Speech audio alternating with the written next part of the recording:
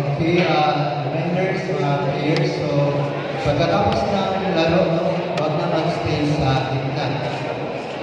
O, sa gilid lang kayo pagkatapos ng laro. So, pagmat sa tula, hindi na mag-standby sa tunga sa playing area. At ito naman sa left or sa gilid nila. This is just a friendly reminder sa tanan, kalihog lang. Kaya this is a federated chess tournament. So, it should be the player after the game should leave the area.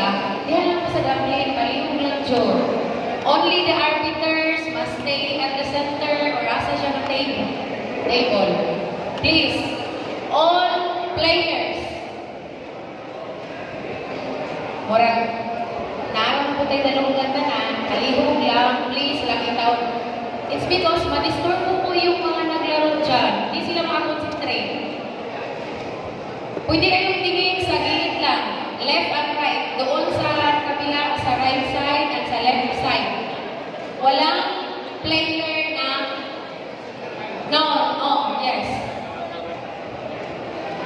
Ay, excuse me, nakinig po kayo, or ano, excuse lang pa, ano lang kayo, doon lang sa dumpling lang, palihog lang sa dumpling lang mo.